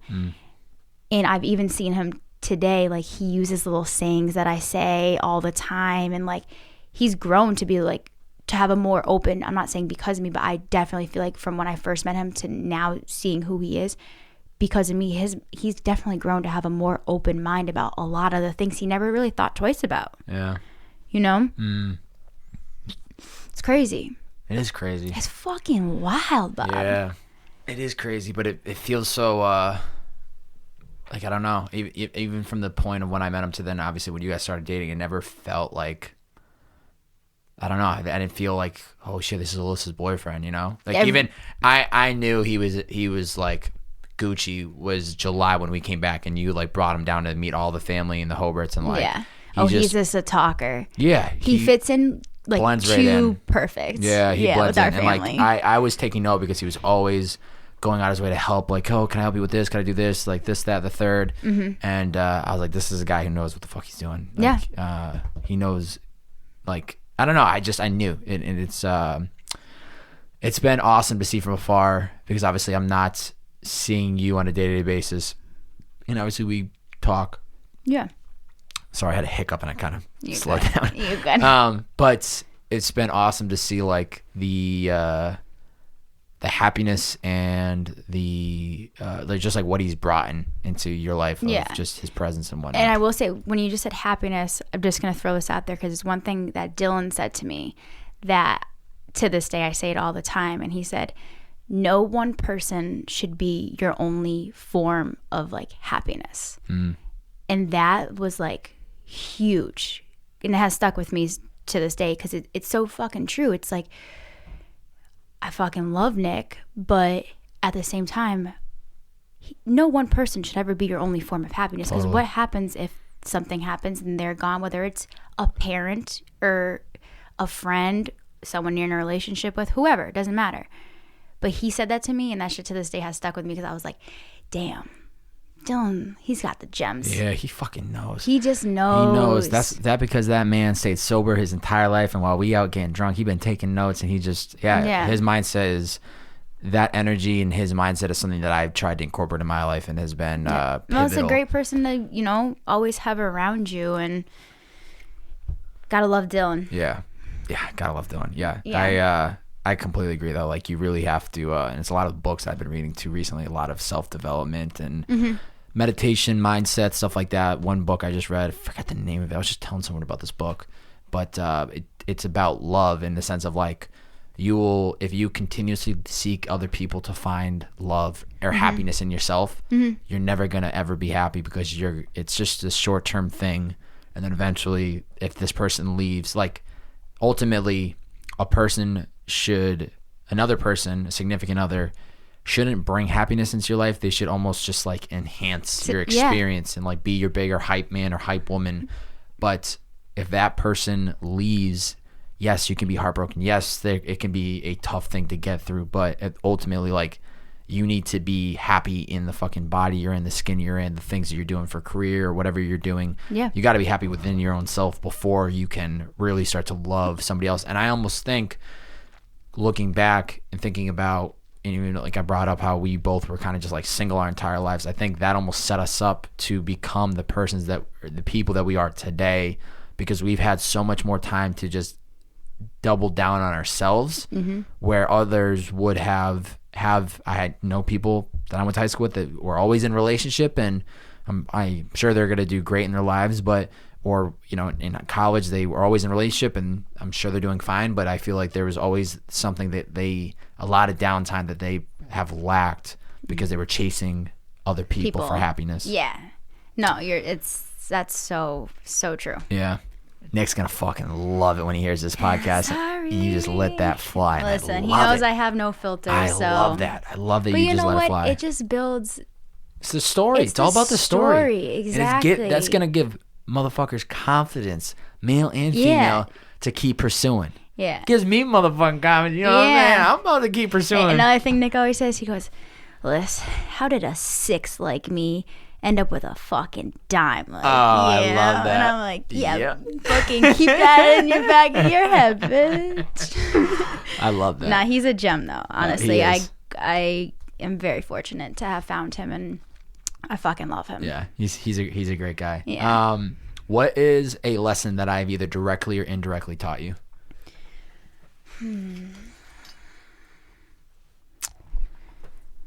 Trying to think of I don't know. I feel like you've just taught me more in the recent years, honestly, with how much watching you grow. A simple one, honestly, hard work fucking pays off. Like, just watching you from afar, and watching what you have done and put your hustle into to now get you where you are today. I mean, that's fucking, it's dope seeing you where you are today. So I think watching, so hard work pays off. Your mindset for sure, which we have definitely similar mindsets. And honestly, just this is not to just put up with any bullshit. Like, just stay in your lane and just keep fucking going. Which is all simple things, but I don't think people actually take a step back and view them and do them the way that they should. It's like, your mindset is really so fucking powerful, and if you get a chance to grasp that, you'll view so many more things different. And just the other night when we were having a heart to heart in my room about some things, the warm up for the pod. Yeah, basically the warm up, and I was talking to you about a few things, and I was saying my perspective on them, and then your responses back made me honestly take a second to reflect on it, and I was like, yo, I would have never thought of it like that. That's fucking dope. So it's anything specific? I can't say that on the mic. Don't say it. Yeah. No, there's something's gotta stay. Some things way out. Way out. But yeah, I don't know. It's just dope. Just watching you grow. I think it's hard too, because you just teach me so many lessons that you don't realize that you teach me. But I love seeing where you are at, and you do inspire me so fucking much.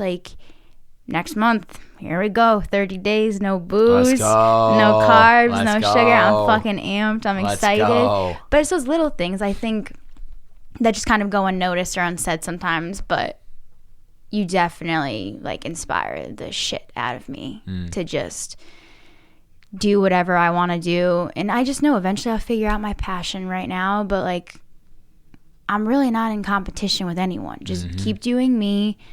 Go at my own path of shit and not to stress about shit, you know, just do what I got to do. Yeah. Well, the inspiration is it's a two-way street, because you definitely have inspired me from afar. You are the toughest fucking cookie. And there's times where I can't think of any specific examples, but I'm like, yo, my sister just doesn't give a fuck. I'm like, damn, like, I just gotta, like, incorporate how she just handled some situation. I'm like, man, I would have handled it so different, but I wish I could incorporate that. Well, I think it's just too, like, energy wise, like, where our energy goes to, and like, yeah, there's things that can be going on that piss us off or like spark something in us to feel some type of way. But then when you actually think about it, you're like, okay, well, why does it make me feel that type of way, and why is it making me feel negative? So I'm not going to use that fucking energy and be negative about a situation. Just take a seat, chill out, and know that it ain't even worth my fucking time. No. And that's what a lot of things are. Like, people, I think it's too much people voice their opinions into shit that they shouldn't voice their opinion about. And it's like, just fucking focus on you and go with that. Yeah.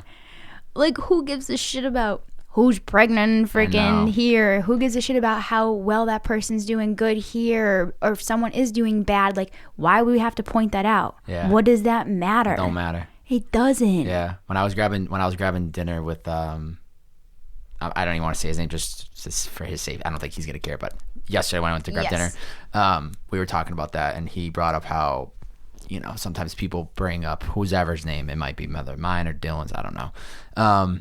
But I ultimately said, people talk shit.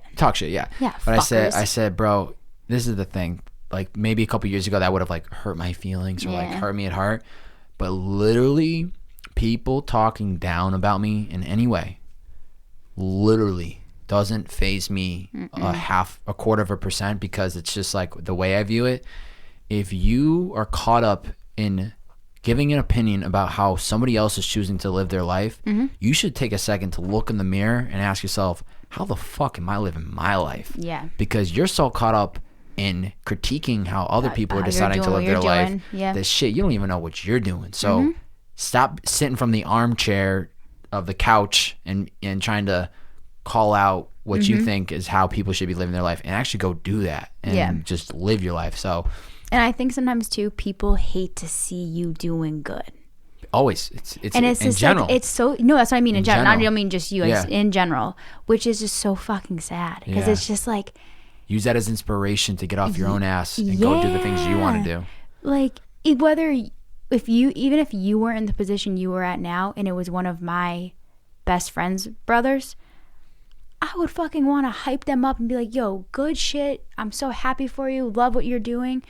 And obviously it does, to a certain extent, piss me off when people talk down upon you, because I'm like, no, I don't. I'm not saying like I can't, like, I'm not losing sleep over a night over here. I'll still get my 9 hours. But I also want to be like, you're fucking with the wrong fucking one to be talking shit about, because you don't even know half the shit of what he's like done to accomplish where he's at, and how much just discipline you have had for yourself to get you where the hell you are. And at the end of the day, let them talk their shit. Run it up, baby. I said, I told this person that I was having dinner with, I said, if people are spitting my name from the mouth, it's a good thing. Whether they have good things to say or bad. If you're talking about me, baby, I'm winning. It's so keep true. Talking. That's so true. If you're spitting my name and I'm not around, and I'm 3,000 miles away, and you're talking about me, bro, or girl, that's I'm also winning. Super random story, but I remember when Dylan was starting off with music and all that, and I remember last time we were home, when Dylan was home too, I think it was like the first year, and remember he played in NoHo. It was Christmas 2018. And I'm not gonna say whose name showed up. I know. I know, and I was dying, because you guys had told, it was me, you, and Dylan, you guys were talking about it, and I was just like, you're fucking kidding me. And like, want to badmouth him all these years, and then you come to a show, but guess what? Nothing but love and respect because you respect Dylan's hustle, Dylan's drive. Boom. Yeah, it always full circles like that. People then are like, oh, now they start becoming fans. But you know what? That's good though, because then it's like the people that do want to badmouth or like say something negative, it's like you have no energy or bone in your body to have to say anything. My heart's bulletproof. Yeah, like who nothing you can say is gonna hurt me. That's what I'm saying. Who cares? I ain't got time for that bullshit. Yo, that's way too much. That's way too much effort to have to say anything. We let people screen record their phones and have to send it to other people. Yeah, well, they got other shit they gotta fucking focus on. 100%. What's at the top of your bucket list? What's something you really want to do? So this has always been on my bucket list, but I can't do it till I'm like older because I can't risk not going to Fenway. But I want to run across the Fenway field before I die. Not naked. You had no hesitation. Yeah. That's what you want to do. 100%. You just like during a game. During a game. Get the fuck out. But so the thing is though, like I can't do, well obviously I have Corona right now. That's the thing. So I have to wait till like I'm at a certain, I don't know, like age where I'm like, Yo, you're bugging. Bob, how dope would that be? Like you guys are sitting home watching TV. I'm like 50 years old. I'm like, Bob, I'm about to send it. And you're like, where are you? I'm like, Fenway. Turn it on. You got 5 seconds because I'm about to book it. Yeah, that's like actually never. It's super random, but it's. How long you been think about that? Years. It's been number one on my bucket list for years. Oh my god, that's so dope. Yeah. I mean, I can't do it at a Bruins game. Where am I gonna bust my ass on the ice on the rink? What's a 2 and 3 spot? I don't know if I still have them in my phone. I'm trying to think. If you don't worry about it. Number one is clearly epic. Yeah, enough. number one. That's just like that's definitely just my go-to. You know, it's funny. Me and Nick were gonna before we came here, we were gonna make a new bucket list of ideas and stuff, but we didn't get around to it. Trying to think like what else. I mean, I definitely want to, this is something small, but I definitely want to eventually move out of Charleston. I want to try another place. That was another question that I didn't get a chance to ask. Yeah, I want to try another state out. How much longer do you think, honestly, you see yourself in Charleston? Maybe another year after this one. If not, honestly, I'd also be down to leave after this year. I love Charleston. Honestly, fucking love it. But I just feel like I'm too fucking young to just be trapped up, and I want to try somewhere else out. Why wouldn't I want to before I'm like, I don't know, I'm 24. I want to try somewhere else out, even if and I know it's going to be completely different than Charleston, because Charleston, the way that everything happened was the best fucking way anything ever happened. But I just feel like, why not? Yeah, I mean, I've obviously only been to Charleston once, but I can tell that you can definitely see and probably do everything you need and want or interested to do within 2 to 3 years max. Yeah, absolutely. Easy. I mean, beautiful, absolutely beautiful city, but I'm just kind of ready for something new, something like, once again, a new change where you're starting all up. Mm-hmm. So if tomorrow your lease ended and you had to move, Charleston said, Liz, you gotta get out. We gotta ship you out of here. Captain Liz, keep it moving. Where are you going? I honestly want to try out, so it's pretty close to South Carolina, but North Carolina. Why? Love like Charlotte area. I've been to Asheville. Is freaking gorgeous. It just reminds me of like, honestly, like a huge Northampton. Just the vibe of it. It's like that, and it's so dope because I kind of want to be, I love being near the beach, but I want to get the feel of the mountains again. Okay. You know, like it's like I've been 3 years of living 3 miles away from the beach. It's been beautiful. I freaking love it. But I also want to get a feel of the mountains and just peace. Yeah, peace hiking. I used to hike all the time, and I just feel like, I mean, we've done so many trips to surrounding areas to hike, but I think North Carolina would be up my list to try out next. If not, one of the other states, why not? Yeah. I'm never going to Florida, I'll tell you that. Nah.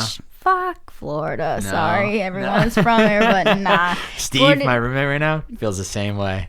And you know what? He's fucking right about Florida. Cut the state off. I don't even know. It's just something. It. That's what I'm saying. Something about it. I'm not a fan of Florida. Yeah. It's definitely a different vibe. It's a different world. Yeah. No, I I don't know. All right, so I won't be surprised when you ship out of Charleston then. No, something. What's an area of your life you want / need to put more effort into? An area of my life I want. The whole fucking thing. No, I'm just kidding. I don't know. I think it's just more of like I come up with ideas for what I like to do or what things I'm passionate about. And then I like have this list in my phone. Like one thing I've always loved is art, but I'm not the best fucking artist. Like I can't paint really good or like, so I'm just trying to find my niche for what thing I would love to do. And there's obviously I could find something and try another thing out. There's so many forms of art, but I think I need to put more time into really just like buckling down and just being like, the only way I'm gonna do this and get better at it is to keep doing it.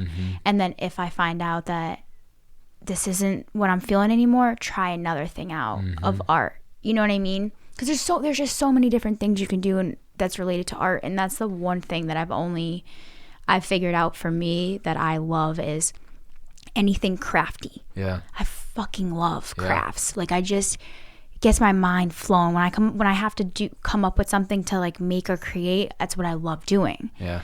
So I think I just have to put more 100% and have to put more time into doing that to eventually see the outcomes that I want to like see. Because obviously like when you start something, you're not the fucking best at it. And if you aren't, you're fucking lying. Yeah.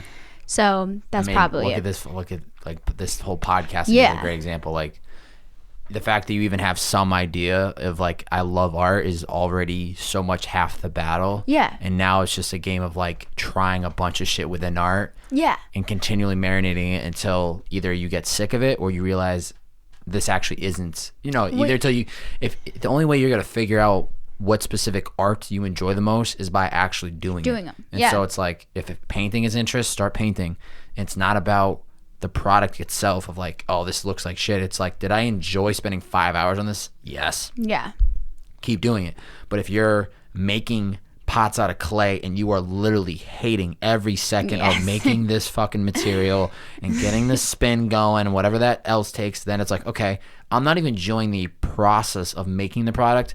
Let's change it up. Let's try something different. But there's literally, if you know that art is the thing, 100%. There's literally no other way for you to like definitely know until you start trying and marinating the ideas and the interest within that, and then it clicks and it's like, oh wow, I could actually find a way to make a living doing this.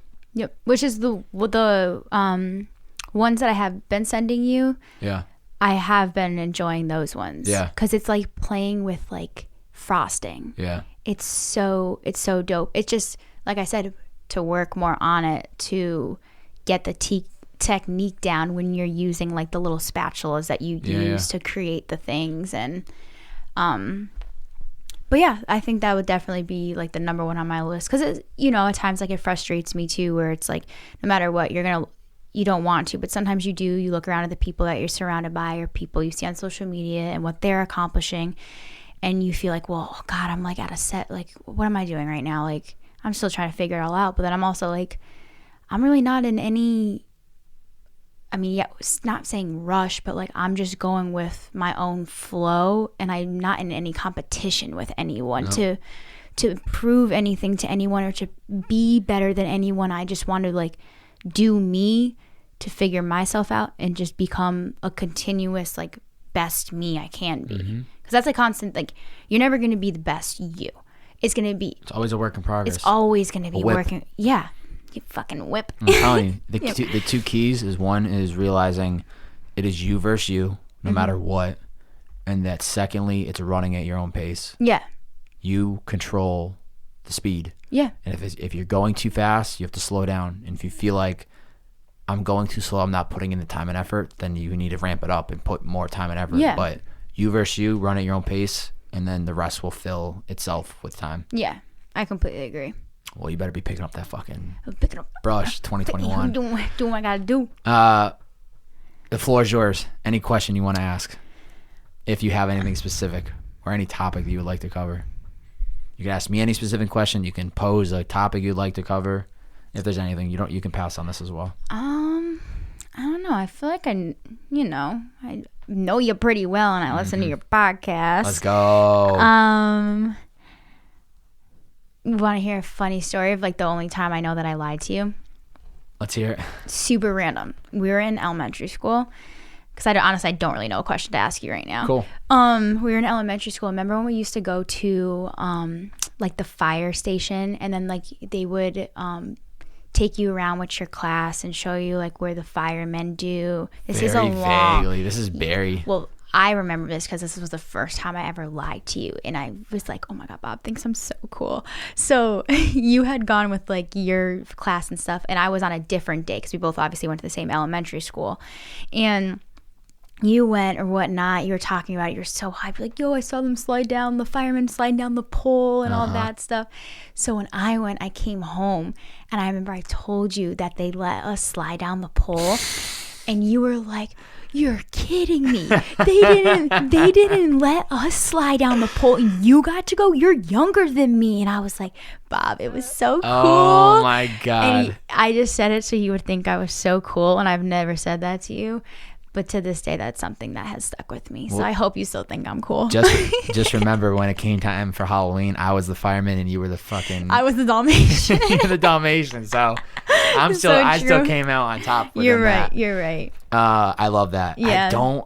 We were so young. I don't even know how that story has like stayed with me so long. Wow. But I just remember it was like the first time I had ever lied to you. Wow. And I was like, Bob thinks I'm literally so cool because I went down the pole and he didn't. But the whole time I was like, you're kidding me. I did not go down that. But also we were younger. Like I think you were in 5th grade and I was in 3rd grade. And I'm still surprised I don't remember that. Yeah, they always did like the field trips, like like the day trips around like the city and stuff for us to. I definitely remember field day at Barry, which was like the greatest day of the year. So dope, but yes. I don't remember going to the fire station. Yeah. Trying to think of anything else. Not really.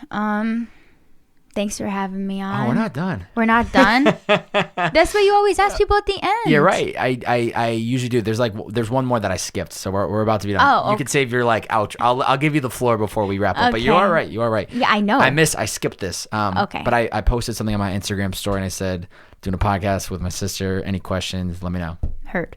My man Marco. Shout out to you, Marco, out in LA. He posted most embarrassing Bob A story. What's the first one that comes to mind? Bob used to have to take off all his clothes to take a shit. He would literally have to go in the... not holding back. He literally have to go into the bathroom and, I don't know, did you get too fucking hot? Like, I don't know. I was just like, I wanted to just feel loose, dude. I guess so. You talked about earlier about like wanting to wear baggy clothes because you feel like you could feel your body. I think I just didn't want my fucking legs feeling trapped together. Like, I just wanted had room for movement. I just wanted the body to breathe. You know what I'm saying? So I'd be chilling on the toilet, you know. So that's that's a good one. Yeah, that's a good one. That was when we were younger. He don't do that. I mean, I don't know if he does that anymore. No. But he used to do that younger. At the new crib that we're moving into, I got my own bathroom. Some shit. I'm sure you probably will. You're like, this is fucking nice. This is bringing back childhood. We free ball in this crib. Yeah. That's a good one. I'm trying to think of. Honestly, I'm trying to think of like drunk moments too, because you've had some. You told the other one the other night. Well, when we got back that one night, we talked about life and mindset. This was like 2014. Oh, the beach house one. I mean, it's totally. That one's not that embarrassing. It wasn't not the beach house one. I'm talking about when we were talking about mindset. I think we were high as shit. That's not really embarrassing. No, yeah, it wasn't embarrassing. It was just like that was a good story. Okay. I'm trying to think. I come up with one more good one. Fucking embarrassing.